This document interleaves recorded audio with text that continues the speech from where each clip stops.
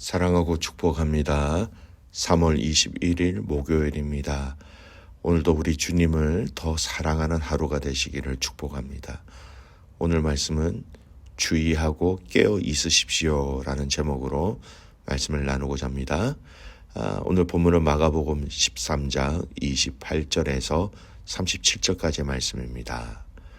무화과 나무의 비유를 배우라. 그 가지가 연하여지고 잎사귀를 내면 여름이 가까운 줄 아나니 이와 같이 너희가 이런 일이 일어나는 것을 보거든 인자가 가까이 곧 문 앞에 이른 줄 알라. 내가 진실로 너희에게 말하노니 이 세대가 지나가기 전에 이 일이 다 일어나리라. 천지는 없어지겠으나 내 말은 없어지지 아니하리라. 그러나 그 날과 그때는 아무도 모르나니 하늘에 있는 천사들도 아들도 모르고 아버지만 아시느니라. 주의하라, 깨어 있으라. 그때가 언제인지 알지 못함이라. 가령 사람이 집을 떠나 타국으로 갈 때에 그 종들에게 고난을 주어 각각 사물을 맡기며 문지기에게 깨어 있으라 명함과 같으니 그러므로 깨어 있으라. 집주인이 언제 오는지 혹 저물 때인지 밤중 있는지 닭 울 때에 있는지 새벽 있는지 너희는 알지 못함이라. 그가 후련히 와서 너희가 자는 것을 보지 않도록 하라. 깨어 있으라. 내가 너희에게 하는 이 말은 모든 사람에게 하는 말이니라 하시니라. 아멘. 오늘 말씀 제목 주의하고 깨어 있으십시오 라는 제목으로 말씀을 나누고자 합니다. 마가복음 이 13장에 들어오면서 예수님은 하나님의 심판을 예루살렘 성전의 파괴를 시작으로 하여 예수님께서 다시 오실 심판주로서의 그 마지막 때로 말씀을 확장시켜 이야기하고 계시지요. 특히 오늘 마가복음 13장 마지막 본문의 마지막 부분은 오늘날 마지막 때를 살아가고 있는 저와 여러분들에게 꼭 알아야 할 것들, 꼭 인지하고 있어야 할 것들이 무엇인지 자세하게 말씀해 주시는 본문이기도 합니다. 오늘 세상 사람들도 말세를 하고 하는 이때에 정말 주님이 다시 오실 것을 우리는 믿고 확신하고 있는 이 종말론적인 이 신앙 자세는 너무나도 필요하죠. 그런데 그 종말론적인 신앙 자세가 어떠해야 하는지 정확하게 오늘 이 말씀은 우리에게 이야기하고 있습니다. 자, 이 종말론적인 신앙 자세, 다시 오실 주님을 기다리고 있는 이 신앙의 자세 가운데 저희들이 첫 번째 알아야 될 게 있지요. 재림의 시기를 분별하는 것입니다. 28절 보십시오. 무화과 나무의 비유를 배우라. 그 가지가 연하여지고 잎사귀를 내면 여름이 가까운 줄 아나니. 이런 무화과 나무는 팔레스타인 지방 그리고 소아시아를 포함한 지중해 연안에 이렇게 자생하는 나무로서 여러분 잎사귀가 나오면서 거의 동시에 열매를 맺는 식물입니다. 그게 특징이죠. 그리고 늦은 봄이 되면 그 가지가 수분을 충분히 흡수하여 연하여지고 또 잎이 커지기 시작한다는 것이죠. 그래서 여름에는 잎이 만개하며 열매가 커지는 것입니다. 예수님께서 재림의 상황을 잘 이해시키기 위해서 무화과 나무의 비유를 든 것은 그 나무가 유대인들에게 매우 친숙한 나무이기 때문에 이 무화과 나무의 예를 든 것이지 무화과 나무 자체의 어떤 다른 뜻은 없습니다. 오늘 이 본문과 병행 구절을 이루고 있는 누가복음 21장 29절에 보면 잘 나타나 있어요. 누가는 무화과 나무와 모든 나무를 보라 이렇게 기록하였습니다. 즉 예수님은 나무들의 가지가 연하여지고 잎사귀가 커지기 시작하면 여름이 가까이 왔다라는 것을 사람들이 아는 것처럼 앞 구절에서 말씀한 여러 가지 징조들이 하나둘씩 발생하기 시작한다면 예수님의 재림이 가까이 왔다라는 것을 깨달으라라는 의미에서 유대인들에게 익숙해져 있는 이 무화과 나무를 대표로 하여 나무의 비유로 재림의 상황을 말씀하신 것입니다. 자, 29절 보십시오. 이와 같이 너희가 이런 일이 일어나는 것을 보거든 인자가 가까이 곧 문 앞에 이른 줄 알라. 즉 이전에 종말 때에 일어난 징조들에 대해서 말씀하신 사건들이 일어나거든 내가 다시 올 때가 가까이 왔다는 것을 알아라. 이렇게 말씀하시는 것이죠. 분명히 정확한 때를 디모데후서 3장 1절에서 50절 말씀 이렇게도 알 수 있어요. 징조에 대한 부분들을 디모데후서 사도 바울이 영적 아들 디모데에게 말세 때 주님이 다시 오실 그때라는 것을 이런 내용으로 또 설명합니다. 읽어드릴게요. 너는 이것을 알라. 말세에 고통하는 때가 이르러 사람들이 자기를 사랑하며 돈을 사랑하며 자랑하며 교만하며 비방하며 부모를 거역하며 감사하지 아니하며 거룩하지 아니하며 무정하며 원통함을 풀지 아니하며 모함하며 절제하지 못하며 사나우며 선한 것을 좋아하지 아니하며 배신하며 조급하며 자만하며 쾌락을 사랑하기를 하나님 사랑하는 것보다 더하며 경건의 모양은 있으나 경건의 능력은 부인하니 이 같은 자들에게서 네가 돌아서라. 사도 바울이 자신의 영적 아들 디모데에게 마지막 때의 징조를 이렇게 이야기하고 있습니다. 네, 여러분 이 내용을 자세히 보십시오. 이 내용은 지금 이것이 우리에게 그렇게 충격적으로 다가오는 것이 아닙니다. 이미 우리가 이 시대가 조금 전에 읽었던 이 1절에서 5절까지 이 의미가 이미 우리에게 일어나고 있다는 겁니다. 어떻게 보면 이미 무르익었다라고 볼 수 있겠지요. 다 공감하고 있죠.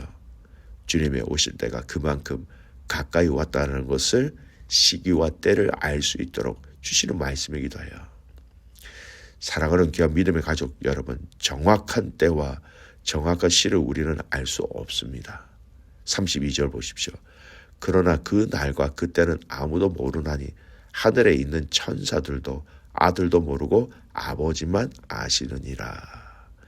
그 정확한 시와 때는 모르지만 그때가 가까이 왔다는 것은 알 수 있다는 겁니다. 지혜로운 자들은 그때를 알 수 있겠지요. 여러분 아침이 가까이 오고 있다는 것은 서서히 태양이 떠오르면서 밝아지는 것을 보면 우리는 금방 알 수 있는 것입니다. 믿음의 가족 여러분, 종말의 그때가 우리에게 가까이 왔다는 것을 분명히 아시기를 소원합니다. 두 번째, 그러기 위해서 이 때를 감지하기 위해서 우리에게 강하게 명령하시는 것이 있어요. 여러분 32절에서 37절까지 계속 반복되어지는 아주 중요한 단어가 있습니다. 자, 33절 한번 보십시오. 주의하라, 깨어 있으라, 그때가 언제인지 알지 못함이라. 그 시기가 가까이 왔다는 것을 알기 위해서 우리에게 필요한 행동 지침이 하나 있다라는 것이죠. 주의하라, 깨어 있으라 라는 겁니다. 또 34절 보십시오. 예를 들어 설명하시는데 이런 예를 드시죠. 가령 사람이 집을 떠나 타국으로 갈 때에 그 종들에게 고난을 주어 각각 사물을 맡기며 문지기에게 깨어 있으라 명한과 같으니 여기에서도 깨어 있으라 라는 말씀을 얘기합니다. 때가 가까이 왔는데 깨어 있지 아니하면 때가 가까이 왔음을 깨닫지 못한다라는 것이죠. 37절 말씀, 깨어 있으라, 내가 너희에게 하는 이 말은 모든 사람에게 하는 말이니라 하시니라. 지금 이 비유로 말씀하시는 이 말씀이 제자들에게 하신 말씀이 아니라 모든 사람들, 믿는 사람들, 믿지 않는 사람들 모두가 이거 알아야 된다라고 말씀합니다. 근데 뭐라고 말씀하십니까? 깨어 있으라라는 것입니다. 깨어 있으라, 이때가 가까이 왔다는 것을 감각할 수 있도록 깨어 있으라라는 것이죠. 깨어 있으라라는 이 말씀은 이 시기 때를 집중하고 있어야 한다라는 것입니다. 우리의 마음과 관심이 흐트러지지 않아야 한다는 것이죠. 그래서 오늘 본문에서는 주인이 언제 올지 모르기에 그 종과 문지기는 깨어 있어라, 이렇게 예수님이 비유적으로 말씀하신 거예요. 여러분 오늘 이 말씀의 병행 구절인 마태복음 24장에서는요. 마태복음 24장 다음에 마태복음 25장에는 이 부분들을 예수님께서 비유로 더 추가하여 말씀해 주십니다. 비유가 하나 있지요. 바로 열처녀 비유입니다. 마태복음 25장에는 24장 종말에 대한 부분들을 얘기하면서 바로 이어지는 이 비유는 굉장히 중요한 것이죠. 열처녀가 신랑이 오는 것을 다 알았습니다. 그러나 슬기로운 다섯 처녀는 이 때를 알고 잘 준비하였지요. 이때에 보니까 기름이 더 필요할 것이구나. 깨어 있으며 잘 준비하였다라는 것입니다. 그러나 남은 다섯 처녀들은 이 때를 정확하게 준비하지 못하였다라는 것이죠. 결국 혼인잔치에 들어가지 못하였다라는 겁니다. 이를 어떻게 예수님의 결론으로 내리고 있습니까? 마태복음 25장 13절에 그런즉 깨어있으라 너희는 그날과 그때를 알지 못하느니라. 예수님도 깨어있으라 라고 한 번 더 마태복음 25장에 말씀하셨다라는 거죠. 사랑하는 믿음의 가족 여러분, 오늘 다시 오실 예수님을 기다리며 우리는 신앙생활을 하고 있지 않습니까? 분명한 것은 우리 주님이 다시 오실 것입니다. 그 다시 오심이 우리가 생각하기에 더딜 수도 있습니다. 그러다 보면 우리가 깨어 있어 준비하는 것들에 있어서 집중하지 못할 수도 있다라는 것이지요. 때로는 다시 오실 주님을 기다리는 우리의 삶에 다른 우선순위의 것이 들어오면서 그 기다리고 준비하는 것에 관심이 없거나 멀어지거나 여러분 우리가 신경 쓰지 않을 때도 있다라는 겁니다. 그렇게 되지 않기 위하여 성경은 오늘도 깨어 있으라라고 말씀하고 계신 것이죠. 그래서 36절 말씀에 보면 호련히 와서 너희가 자는 것을 보지 않도록 하라. 사랑하는 귀한 믿음의 가족 여러분, 영적으로 깨어 있기를 주님의 이름으로 축복합니다. 영적으로 잠들어 있는 것이 아니라 깨어 있으시기를 간절히 소원합니다.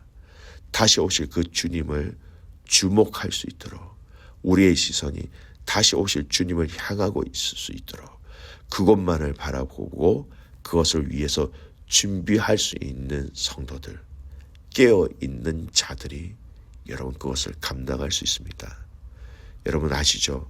아무리 능력이 있어도 아무리 힘이 있어도 아무리 똑똑해도 여러분 깨어 있지 못하고 잠들어 있는 자들은